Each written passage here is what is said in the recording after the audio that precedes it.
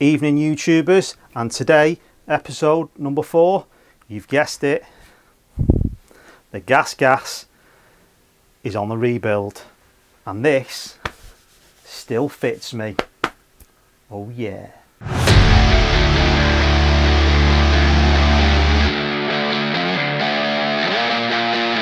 Right guys, for today's episode, specially dressed for you. Great news, we've got the GAS on the go again, finally. I can only apologise for not putting out videos and stuff, but it's been a rough few months. There's been a lot going on, family stuff, been busy, holidays. I've got one of my kids, I've just moved him into university, so I'm shelling out for that, and things are a bit tight as well. So we're going to crack on with it. I'm doing the camper van as well as a side project, so that's taking up a bit of my time as well. But the 4-bike project is my number one goal. This is what we're pushing for. So really enjoy doing the techno, and the GAS is still my favourite bike. So in today's one, we're going to start refurbing it, putting it all back together. We're going to do it in stages. So this episode is all about the metal work. So we're doing the frame today, frame, swing arm, triple clamps. We're going to be going through the procedure for removing all the rust off the metal in the frame, and getting the finish up nice, clean and shiny. We're going to be doing that, and then hopefully we'll do the same with the swing arm and the fork yokes.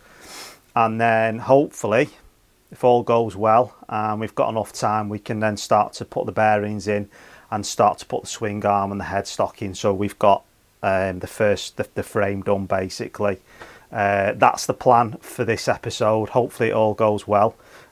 There is some good news on the engine front. Is I managed to find on Facebook Marketplace of all places. Managed to find a guy who was selling a load of old GAS engine parts.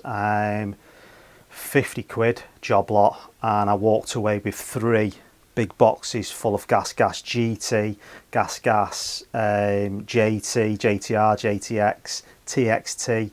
I came away with about 4 lots of engines stripped. I went for the casings because they had a JTR, JTX casings, because obviously ours are knackered on that one. So I went for that, and I've come away. Ended up with all sorts. We've got gearboxes, complete engines.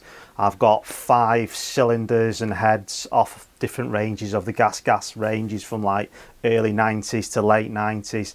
Got loads of spare parts, all for 50 quid. I can't remember your name, but you did say you were going to watch on YouTube. So thank you very much for your support. It's a massive help. So the good news is we can start building the engine back up slowly as well a bit later on down the lane. But first things first, we're jumping ahead of ourselves again. Let's get cracking with the frame.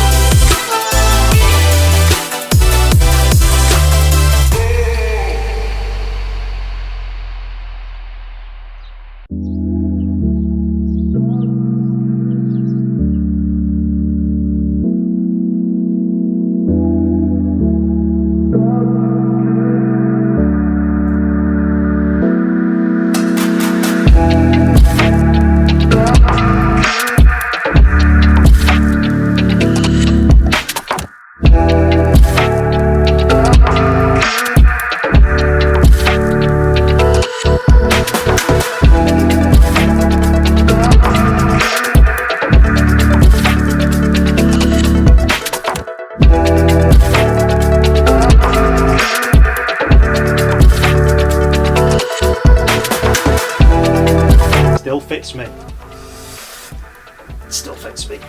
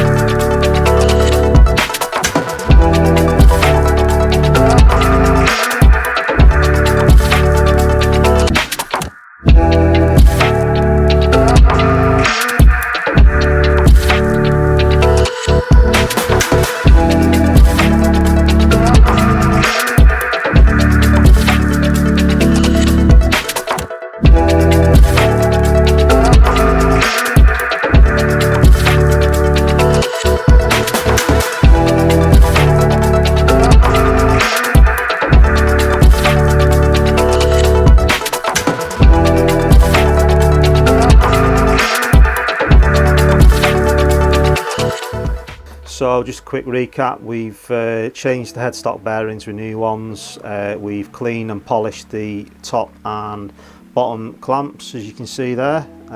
They are roughly fitted, obviously they can't be tightened up properly until the suspension's in it. We've also got rid of all the rust on the frame, tidied all that up, give it a nice polish the best we can. There is still a little bit of pitting and a few imperfections you can see there if the camera picks it up. Not a lot we can do about that. Like I say, I wasn't going to reframe it or paint the frame. We're trying to keep it original and restore what we've got basically. So yeah, she's not perfect, but she's looking a damn lot better than what she did. Well, that's my opinion anyway. So yeah, swing arm bearings are good. They look like they've been done recently. It's probably the only thing on the bike that actually didn't need doing. It's a minter. So yeah, so just re-grease those bearings, temporarily put the swing arm bolt back in, because that's going to have to come back out when the engine eventually goes in. Same with the swing arm, that was all cleaned up, polished best we can, started putting the rubbers back on and stuff like that. You saw me take the bushes out the bottom of that there. It still hasn't got bushes in because I wasn't sure.